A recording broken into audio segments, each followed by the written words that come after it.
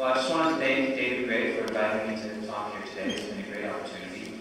Unfortunately, I wasn't able to attend the last conference in Bonn, so this time I'm meeting many of you for the first time. A lot of you who I've corresponded with many years over email, so it's great to meet you at last. Just to give you a background of what I've been doing for the last several years, in 1996 I moved from California to Sarawak in Borneo, following a job opportunity that was introduced to me by a friend of mine, Jeff Wong. And I went there with the aim of developing, as Charles would so kindly put it, another shady Nepenthes business. And since then I've been able to live in Sarawak and fulfill another one of my dreams, which has been able to explore the rainforest and pursue a hobby of nature photography. So what I want to do today is share with you a lot of images that I've gathered over the last 4 years. And a few of the insects there. You can always do some of the instruments and insect signs. This is a praying mantis, which is carnivorous and it looks like a plant, so we'll include it. It's a flower mantis. It sits on the petals of flowers and waits for insects to alight. Actually, I've seen one of these species resting on an Nepenthes pitcher, waiting for prey. It's another flower mantis.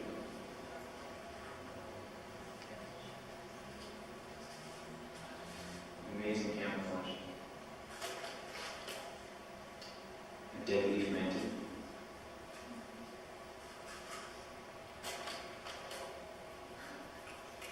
This is actually a walking stick, something you don't want to step on.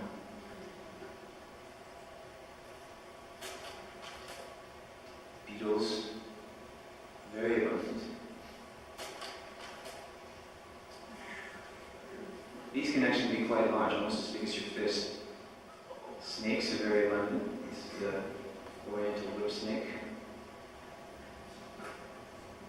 And of course, cobras. This is one from my backyard.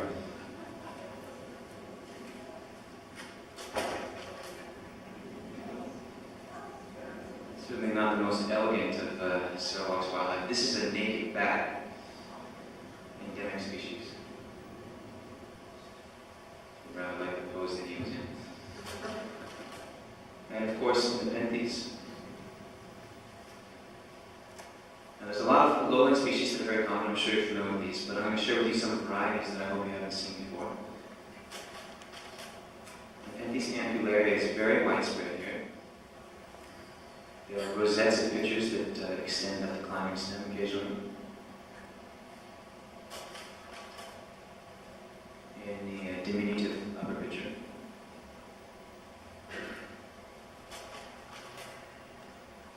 Occasionally you see red forms like this.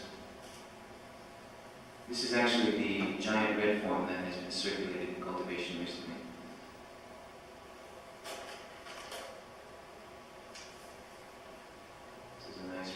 I'm sure Barry and Peter could come up with a nice vulgar name for this variety.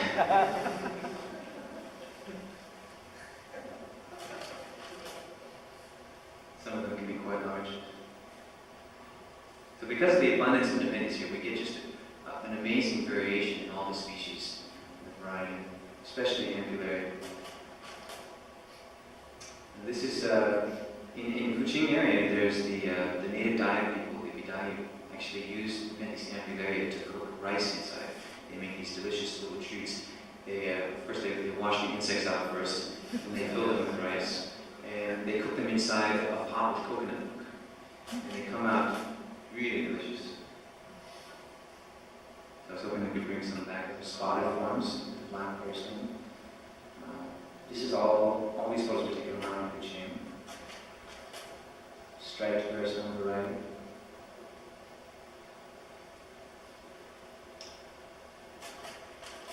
And occasionally all purple forms like this. It's unfortunate. Nepenthes gracilis, also a very common lowland species in Sarawak. Usually it's green, sometimes with spots. Occasionally we'll have dark purple colored forms like this. Mirabilis, which means no introduction.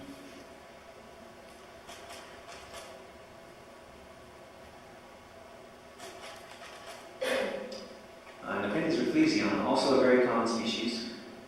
In Sarawak, particularly around Kuching, it displays several very distinct varieties. This is a dwarf red form. These are the giant form that grow out by Bao, which is about a half-hour drive from Kuching. Each of these pictures, to give you an idea of scale, is about 14 or 15 inches long. So it's one of the largest species in Sarawak. A friend of mine and I were doing some prey sampling, seeing what Nepenthes rafflesiana was feeding on, and last year we found a drowned mouse inside one of these pictures, which I think the article was just published in the recent CPM. The upper picture. Also a nice variation in color. And quite frequently, you'll see the undersides of the rafflesiana leaves have a purplish color like this. And this is only one of the varieties, the giant variety. And these plants live in more shaded areas than some of the other varieties of rafflesiana. Also very large, this is about a foot long. And a black form. Very few of these are in cultivation here. Nepenthes rainforestiana, also common in Sarawak in the lowlands, but it also extends up into the highlands. It is usually an epiphytic species, so you often see it growing in the crowns of trees. This one's on a fallen log over a river. Occasionally there are red forms like this. You can see the eye spots on the inside of the picture, which are not really diagnostic for the species as they can be found in other species as well.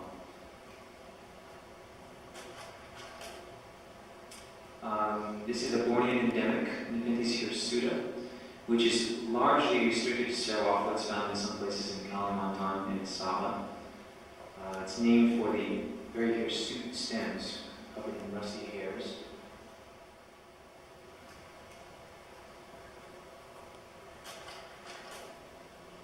They can also vary in color. This is an all-green form.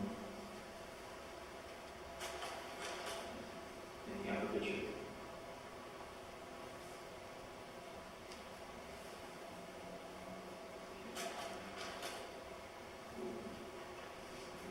This is an unusual plant that is very similar to the Nepenthes hirsuta. It might, in fact, be just a variation of hirsuta. Although Beechii grows primarily throughout Sarawak, but a few areas in Sabah and Kalimantan as well. So it's also a species that's nearly endemic to Sarawak. Always an epiphytic species, occasionally can be found terrestrial in the highlands. This is at Mount Santamon, just outside of Kuching.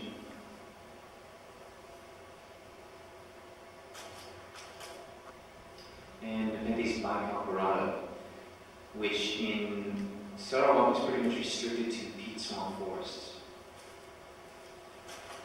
Occasionally in horrendous areas. For Nepenthes. Here you can see Nepenthes bicoperata and a number of other species in the background growing right along one of the roadsides. And these plants are often frequently cut back with weed cutters. They grow so fast. And one of the highland species, or semi-highland species that grows around Kuching is Nepenthes tentaculata. It actually occurs throughout Borneo. Sometimes in Sarawak we can find it as low as 800 meters in elevation. And usually in these cases it's only found growing in clumps of sphagnum moss, like this. This is on top of Mount Santamon again. Also growing in sphagnum. These pitchers are very tiny, they're only about 1 inch, 1.5 inches in length each. Nepenthes fusca, also a technically highland species, but can be found in some lowland areas in Sarawak. This is an upper picture of Nepenthes fusca.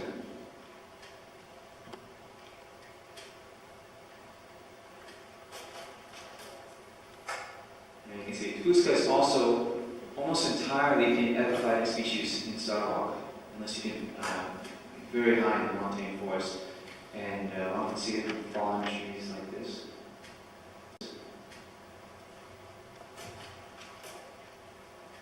And just outside of Kuching, about a half-hour drive, is an area called Dao, which means smelly. Restricted to limestone is Nepenthes nordiana, and this grows only in the Bao area in Sarawak.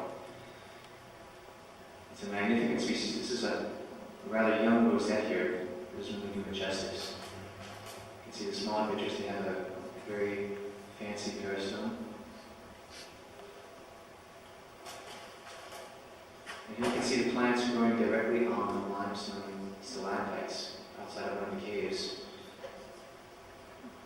There's actually Nordiana here, but there's also some hybrids with other species in Nordiana. You can see the flowers right here. This is a mature lower picture of Nordiana. These can get to be about 14 inches in length. The upper pictures.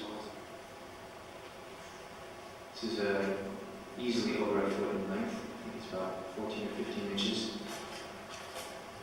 Sometimes we have red forms.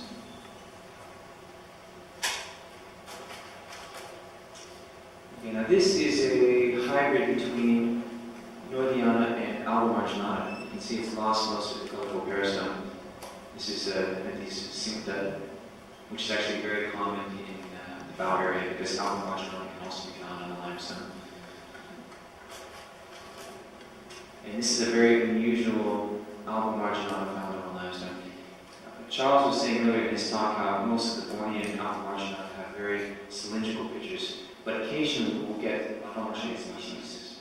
This is Mount Api with the famous pinnacles of limestone, and it's a fantastic area to look for Nepenthes. The nomadic Painan people still live in this area, and they make some of the best jungle guides you can get from Borneo. Their name for Nepenthes is Talor Mundok, which, and Barry would love this, is monkey's testicles. No, that's Irmgard's name. We see a lot of the lowland species in this area as well, but the variation is a little bit different than those in Kuching. Nepenthes reflexiana here. Bicalcarata. This picture couldn't decide whether it wanted to be a lower or an upper, so it just kept its wings. This is actually a dubious plant. This is probably Nepenthes hirsuta, but there's another species very close to hirsuta that's found in the northern part of Sarawak, Nepenthes hispida, that was recently distinguished as a separate species, and based on some of the leaf characteristics and stem characteristics. Nepenthes faisaliana, which is endemic to the limestone areas around Lulu National Park. This was previously regarded as a highland species, but actually, from exploring the Lulu area more, I found it growing down as low as 400 meters in elevation in very warm habitats. So, in fact, it's a more intermediate or even a lowland species as well.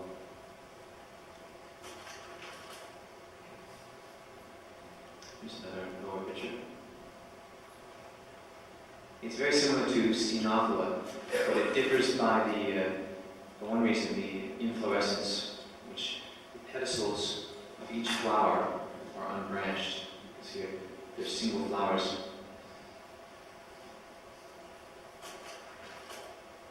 This is Stenophila. Actually found not far from Faisal Mountains. We recently found it growing together with Faisal Mountain, one of the same mountains. But it's more abundant in the submontane heathlands, the ceramics forest up near Borneo, which is close to Mulu.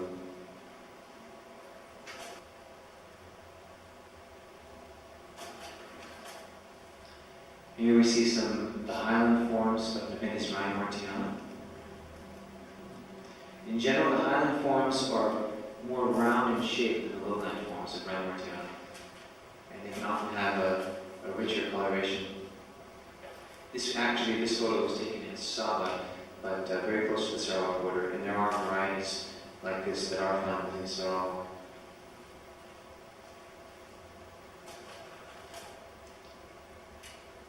The Nepenthes pilosa, which so far in Sarawak has only been found in one locality.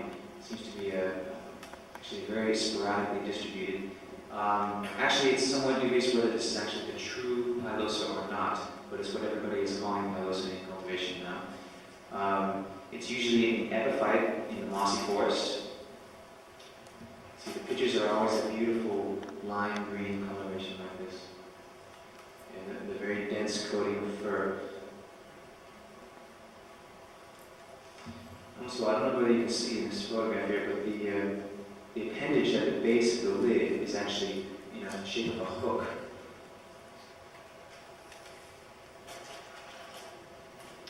Tentaculata we also see in the mountains around Mulu.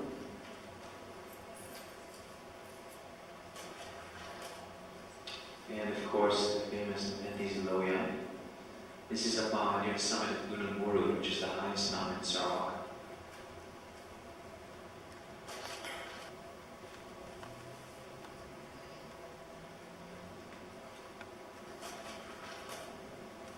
Lower picture of loyi. Very distinctive bristles on the other side of the lid. This is Nepenthes muluensis, another species endemic to Sarawak so far. It was initially found only on the summit of Gunung Mulu, but it's since been found in a few other localities, including Mount Murud and the Tamarack Cliffs. It's a pretty distinctive species as well. Very small. The pictures are seldom any larger than 3 or 4 inches.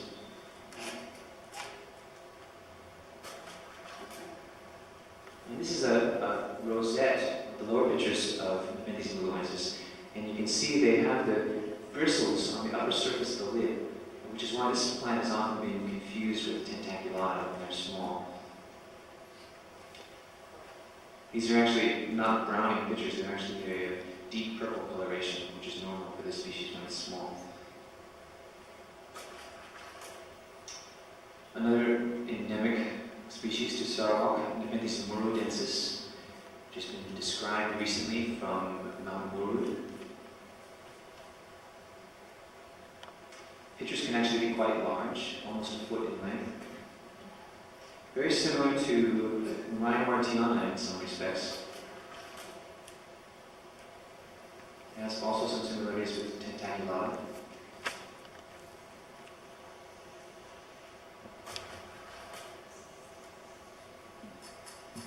Here you can see the size difference. This is on the summit of Gunung Murud in Sarawak. You can see the murudensis pictures and then muluensis right next to it. These small pictures here.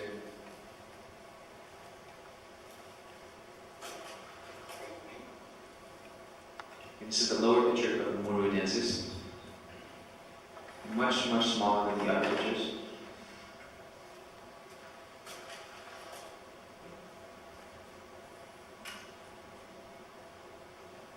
And Saba. This species was previously thought to be a hybrid between Veitchii and Fusca, but it has several characteristics that make it unique, and it's actually in publication at the moment, I think. It's going to be described as Nepenthes Harrellii. Very high in elevation, it's only found generally above 2,000 meters in montane forest. Always has a fantastic coloration like this. It's the upper picture. Like pilosa, it does have a hooked appendage at the base of the lid.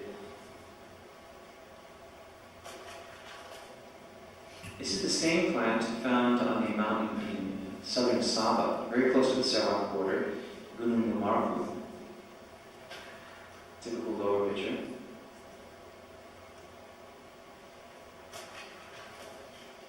And again, the upper picture. I was just talking with Robert Kelly there, and he says he's seen this variety in Brunei as well. So it may turn out to have a much wider distribution than previously thought in the north part of Borneo. And this is another new plant found in Sarawak recently. I photographed this on Mount Api near the Pinnacles in 1997. I only found a single plant of it, but I was very interested because it didn't quite match any other of the known sarawak species. It's similar in some respects to Nepenthes fusca, but first off, what you notice is that the coloration is much richer, and the plant is much smaller. So this is only about 3 inches tall. I found some more mature plants. I was able to find upper pictures like this, which have a very unusual shape. Again, you see there's no appendages at all. The lid is actually very broad in shape. The mouth is almost horizontal as opposed to fusca, where it's more oblique.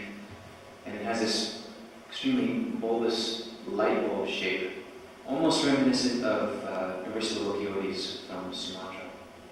And then it tapers down to this very narrow base here.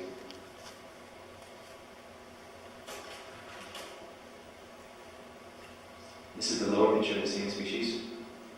Also very small, this is only 2 or 3 inches long. Similar again to Sinaphla and Fusca, but again it differs because the lid has no appendages. And also notice there are no wings on the lower picture. Usually the lower pictures of those species will have wings. This is stopping in one of the villagers' huts on the way up the mountain.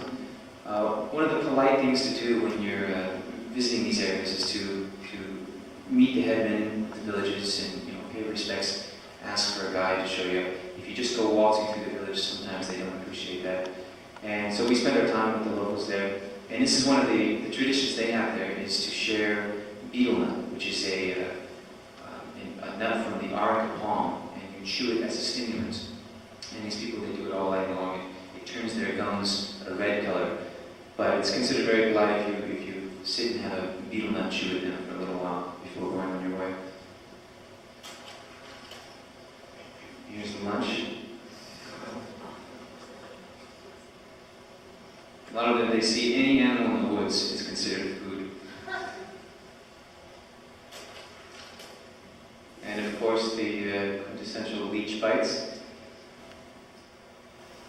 Okay, now this is another mountain in that region, Gunung Kalam, on top of Gunung Kalam, besides the Nepenthes platita, growing in the forest. Some beautiful varieties. In fact, Nepenthes ampullaria has some quite unusual forms there. This is Nepenthes ampullaria, the red form.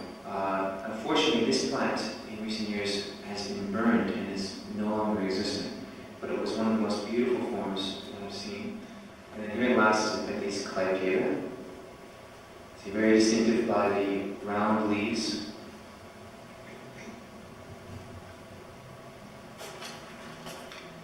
And here you see a nice cluster of plants. Actually, I think this may be a single plant growing over the granite slope. And the plants are actually rooted in this massive grass and sphagnum. There's a lot of sphagnum moss nestled in there. And since the plants are non-climbing, as they grow, they will just gradually drape over the surface of the rock like this. It doesn't have to necessarily be a vertical rock slope, but sometimes more horizontal or at a steep angle. This is near the summit of the mountain. Now to find these plants, we actually had to climb up one side and descend the other side of the mountain. And on the far side, we were able to find some of the plants that other climbers were not able to get to. Some of the pictures can be quite large. I had a photograph of one of the locals holding up a picture that must have been at least 15 inches long, but I can't locate that anymore. This one here is about a foot long. Still quite large for the Nepenthes.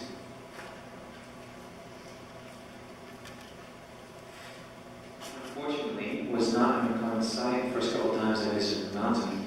This previously was a large patch of plants growing here, and it's just been completely ravaged by collectors. One of the problems with collectors visiting the mountain is not only do they take a number of plants themselves, but the locals become convinced that this is a valuable plant. And in the process of launching in 1998, if you remember the previous year, 97, we had huge forest fires all across Indonesia, and Kalimantan especially. When I got there, I found out that Gunung Kalam had been burned. The entire forest on the top save for a few acres, had been scorched. Everything was gone. All the Nepenthes, the red Ampullaria, completely wiped out. And most of the Nepenthes clampida I had seen there before had been completely wiped out. Here's the habitat where the clampida used to grow. You can see the fire was able to, it was probably of such magnitude that it was able to skip from small islands of vegetation like this and burn other patches here and there. But occasionally there are some trees which have not been burned. And there are a few plants left. I think I counted about 24 plants which are still remaining on the mountain.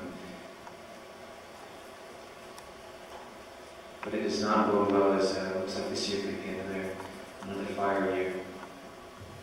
Did you make any attempts to do reintroduction of Cypriot to the habitat? I mean, that was an idea I had for quite a while since I mean, we also grow a number of clones in Germany in vitro and thought about multiplying them, and it might be a worthwhile thing to do. That's a very good idea. Unfortunately, we do not have any Cypriot in tissue culture.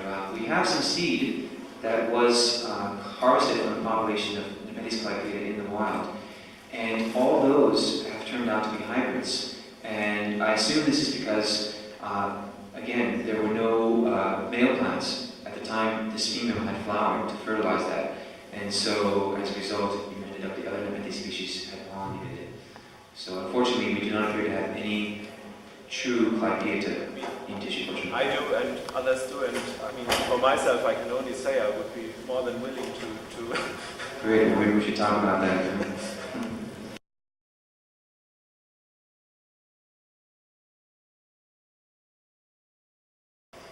These are actually growing directly on the vertical side of the cliff, and Nepenthes campanulata doesn't seem to occur anyplace else except on limestone.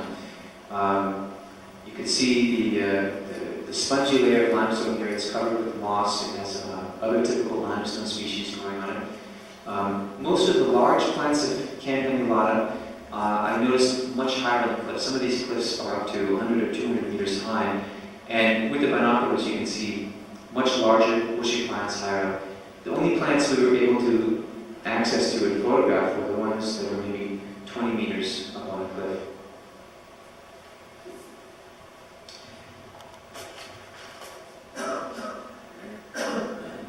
You can see the young rosettes actually go pressed flat to the side of the cliff face. The leaves are very unusual. They're very small and they have a peltate tip.